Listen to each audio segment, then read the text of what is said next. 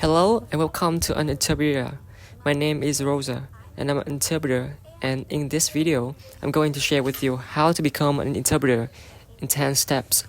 Before we start, I would like to point out some few things.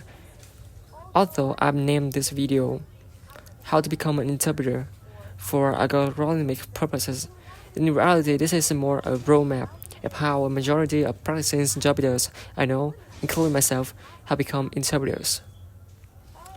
Evidently, there is more than one way to achieve this, and in the perfect world, we would all have the will and the opportunity to attend a prestigious university to get a bachelor degree in translation interpretations, followed by a master degree in conference interpreting, with extensive internships here and there to eventually become interpreters for United Nations and live happily ever after. But we are not in a perfect world, and interpreters are needed in many situations, from medical appointments, insurance claims, and even in war times, as we are witnessing right now. They're not just needed to interpret conferences or presidential speeches. So, anyway, I'm going to a tangent here. The last thing I want to point out is the fact that I'm only speaking from personal experience based on where I work and the type of clients I have. So obviously, we are tuning in from a different part of the world. This may not apply to you, as different countries have different regulations to practice translation and interpretation.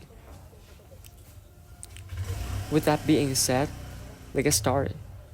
Obviously, the core skill needed to work as an interpreter is being highly proficient at least 2 languages.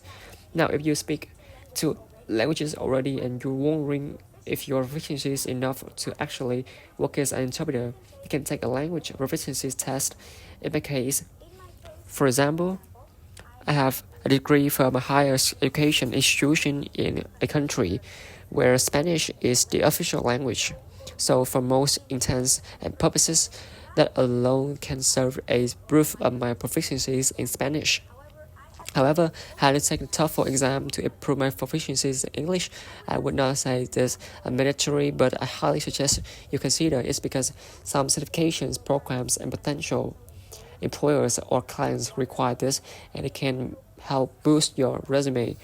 Much like dancing at your cousin's wedding doesn't make you a professional dancer, being bilingual alone doesn't make us interpreters.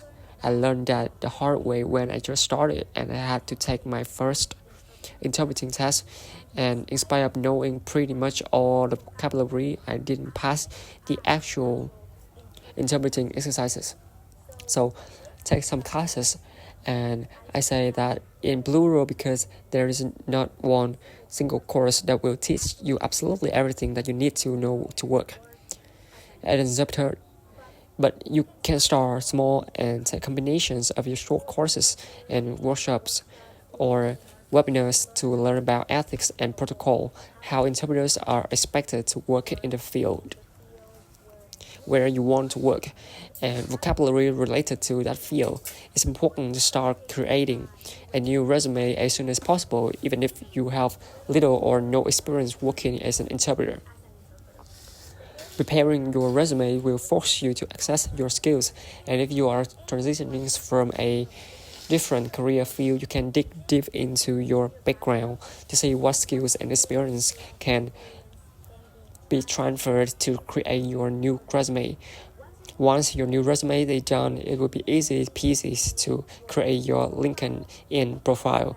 I can tell you that I've found most of my clients through LinkedIn, and since I already make videos with some tips about how to make the best of LinkedIn if you are an interpreter or a translator, I would like to invite you to check it out. Another very important step is to take time to learn about the language service industry.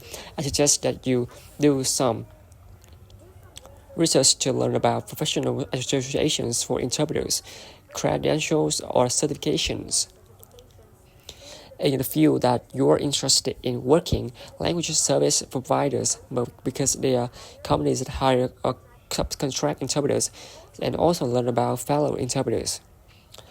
Many interpreters have podcasts, YouTube channels, websites, and social media pages or groups where you can learn a lot about the industry. Another step I suggest is joining a professional association because this offers a lot of advantages to all interpreters. But to new interpreters, it shows that you are committed and engaged in this new career. It gives you unique opportunities to connect with other professionals in the industry. Plus, more associations offer regular education opportunities at no cost or at least a reduced cost for new members, and it's another perk of joining one. Once you know what's time to start networking, post about your new career on social media, and colleges and recruiters can start noticing you. Reach out to others and ask for advice, ask questions, and participate in events both online and in person to start building your network. If you are just starting out, obviously that little experience, and one great way to overcome this is through volunteering. No matter industry you're in, doing volunteer work feels good and looks good on your resume.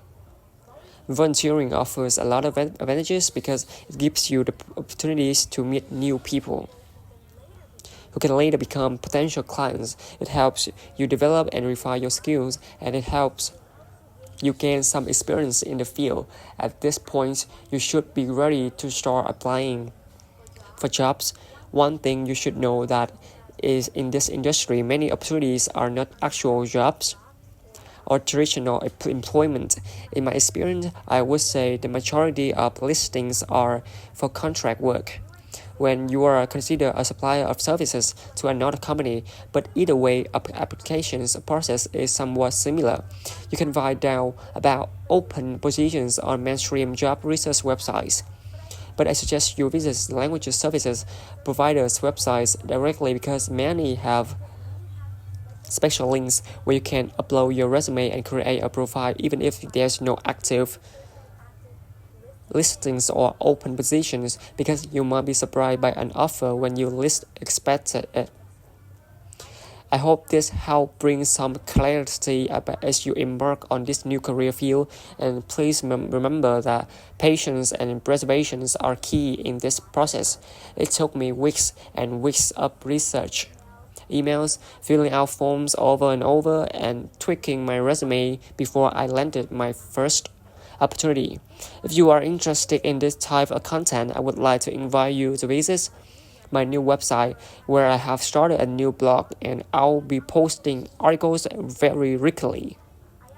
I actually posted an article about this in the blog days before I posted the video here. So if you want to stay in the know, make sure to check it out and subscribe to the email list to get notice when your new articles are uploaded. And that was it for today. Thank you so much for watching. Adios.